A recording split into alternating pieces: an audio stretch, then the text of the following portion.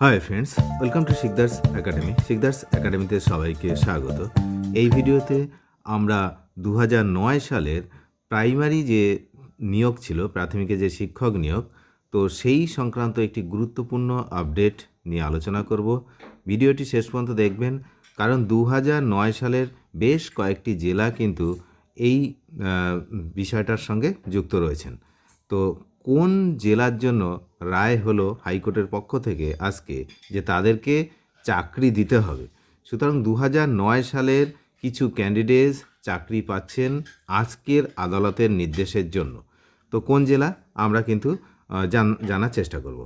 তো কলকাতা হাইকোর্টের আরও একবার প্রাথমিক শিক্ষক নিয়োগ নিয়ে কিন্তু এক অত্যন্ত গুরুত্বপূর্ণ রায় ঘোষণা হলো। তো অনেক দিনের আইনি লড়াই, তারপর 2009 সালের প্রাথমিক শিক্ষক নিয়োগ প্রক্রিয়ার সঙ্গে যারা যুক্ত ছিলেন এরকম বহু প্রার্থী চাকরির সুযোগ পেয়েছেন। বিচারপতি বিভাস পট্টনায়ক একটি মামলার শুনানিতে এই নির্দেশ দিয়েছেন, যা 2009 সালের চাকরি প্রার্থীদের জন্য কিন্তু একটি বড় স্বস্তির খবর, মানে যারা অন্য অন্য জেলায়ও রয়েছেন। এই মামলাটি মূলত 2009 সালের প্রাথমিক শিক্ষক নিয়োগ প্রক্রিয়ার উপর ভিত্তি করে দায়ের করা হয়েছিল। রাজ্যের 4টি জেলা মালদহ, হাওড়া, উত্তর 24 পরগনা এবং দক্ষিণ 24 পরগনার নিয়োগ নিয়ে দীর্ঘদিন ধরে কিন্তু আইনি জটিলতা চলছে। মামলাকারীদের প্রধান অভিযোগ এটাই ছিল যে প্যানেল প্রকাশ এবং সম্পূর্ণ নিয়োগ প্রক্রিয়ার স্বচ্ছতার অভাব ছিল। এমনকি ইন্টারভিউ না দেওয়া বা অত্যন্ত কম নম্বর প্রাপ্ত প্রার্থীদেরও কিন্তু নিয়োগপত্র দেওয়া হয়েছে বলে অভিযোগ উঠেছিল।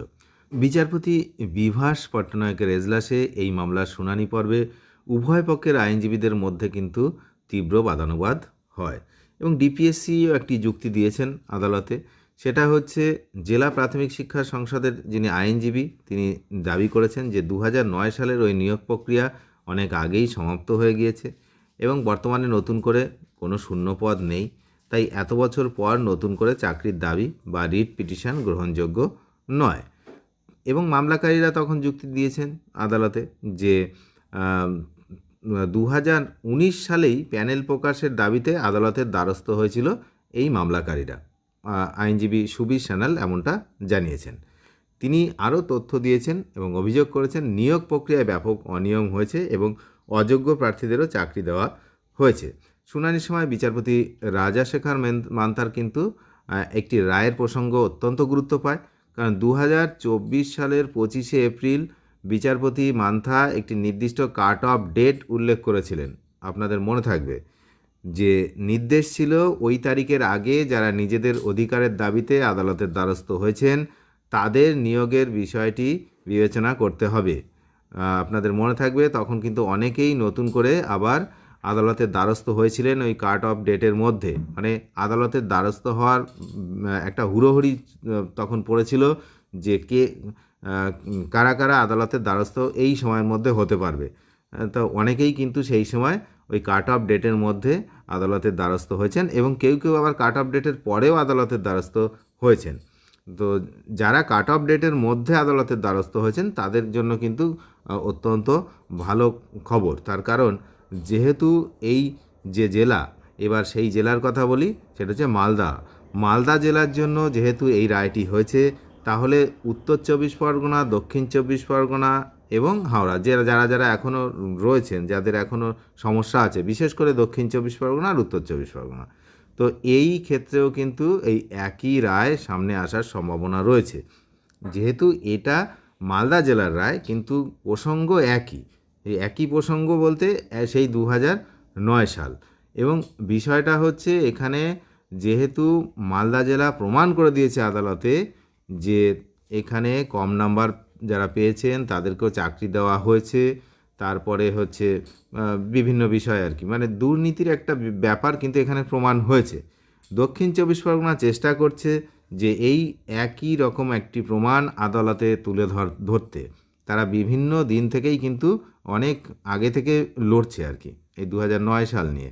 দক্ষিণ 24 পরগনা বিশেষ করে, উত্তর 24 পরগনা তারাও পাশাপাশি কিন্তু চেষ্টা করছেন যে এইরকম একটা জোরালো প্রমাণ সেটা আদালতে তুলে ধরতে, তাহলেই কিন্তু তাদের ক্ষেত্রেও এই একই রায় আসার সম্ভাবনা কিন্তু রয়েছে।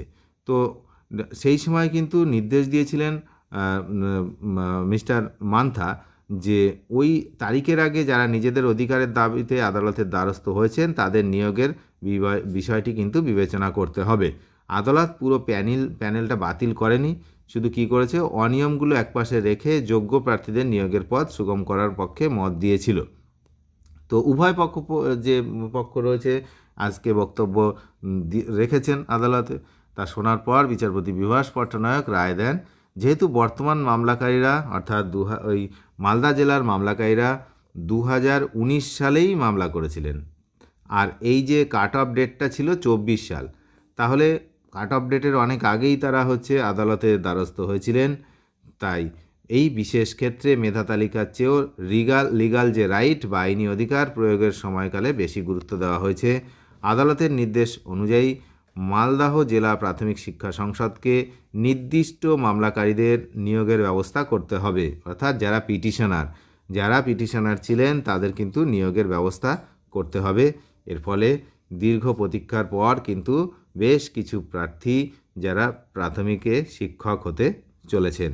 এখন দেখা যাক যে অন্য জেলাগুলোর কি হয়, বিশেষ করে দক্ষিণ 24 পরগনা এবং উত্তর 24 পরগনা, তারা কিন্তু এখনও এই লড়াইয়ের মধ্যে আছে, যেমনটা হচ্ছে আমি জানি। তো আমরাও আশা করি যে তারাও তাদের জন্য এরকম একটা রায় আদালত থেকে আনতে পারে। অনেক ধন্যবাদ শেষ পর্যন্ত দেখার জন্য। চ্যানেলে যারা নতুন তারা নিয়মিত আপডেট পেতে অবশ্যই চ্যানেলটিকে সাবস্ক্রাইব করে সঙ্গে থাকবেন। Thank you.